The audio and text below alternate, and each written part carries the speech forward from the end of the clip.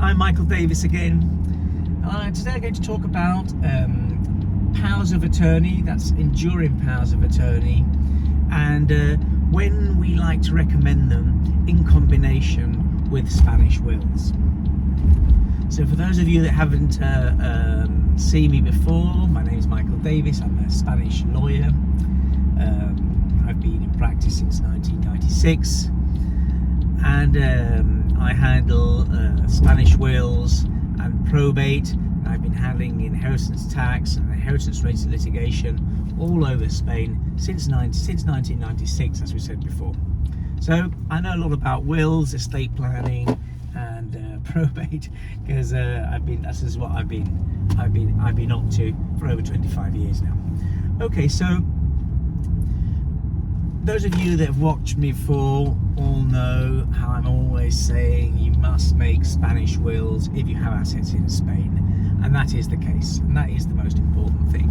But there is something else that you can consider, and that is reciprocal and enduring power of attorney between the spouses. Now, do I always recommend this? No. But there comes a time in life where the trade-offs between risk reward start making it an advisable thing, I think, for an estate planning lawyer to recommend.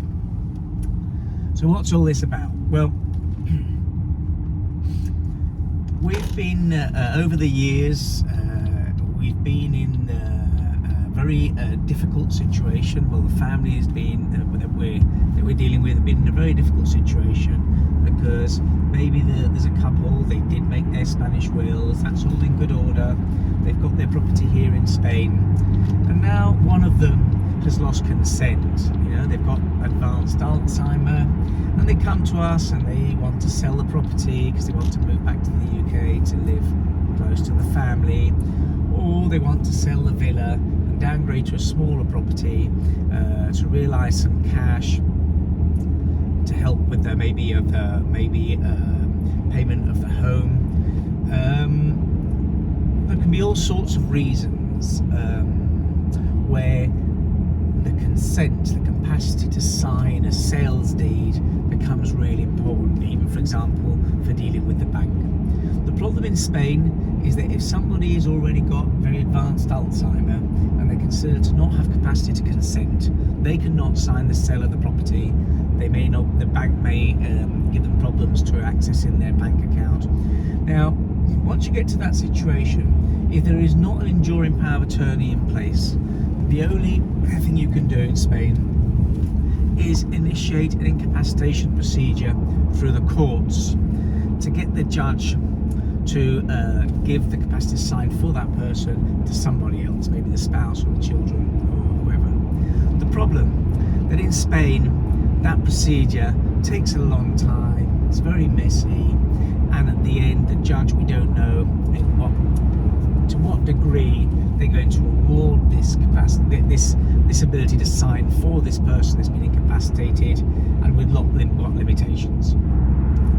So I always think that if you get to a certain age, steady marriage, no problems on the horizon, you know, you're 70 or 80, you've been together for 30, 40 years, hey, signing a reciprocal total power of attorney that's limited to Spain, is perhaps a good idea. So it means then that if one of the spouses then develops a serious Alzheimer or something like that, the other partner can get on with things, you know, and sell the property, because the money may be needed to look after the spouse that's incapacitated. So that's okay. I'm going through a tunnel now. I hope it's you can hear me okay. So we don't recommend it to younger couples where, you know, life can take us in all kind of directions, and these power of attorneys are very powerful documents that can allow the spouse to sell property and run off with money and things like that. So, but there comes a time when the trade-off is probably something worth considering. I'd always recommend it. I mean, if somebody, for example, has just been diagnosed with early dementia, you know, they've still got consent because they still know what they're doing, and they can still sign the power of attorney. that's the time. Just to quick, I'd say, if you've just been diagnosed Alzheimer, let's take a look at the situation. Definitely at that point, sort out a power of attorney. And you can do it in all different ways to give you more security, and that will be up to that person to decide. You can make a joint power of attorney to your spouse and one of your children, for example. We like that system when there are children from other marriages and things like that. You may not want to grant full power of attorney to the spouse because you're concerned about your children being left out or whatever.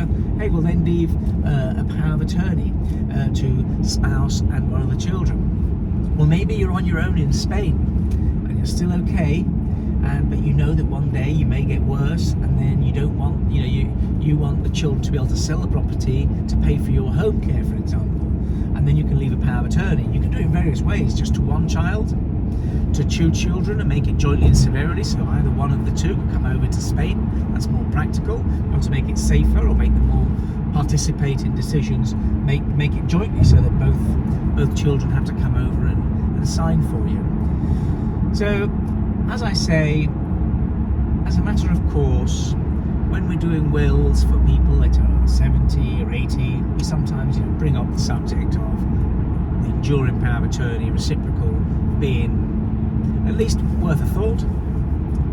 And the other time when we always say you've got to get this sorted out if someone has been diagnosed with Alzheimer or any other kind of dementia, but they're still okay, that's the time to choose who's going to make the decisions for you and not wait for a judge to decide it years later. And as I say, in Spain, that it's very messy, takes a long time. I hope you found the video useful. If you did, please hit the subscribe button and notification bell.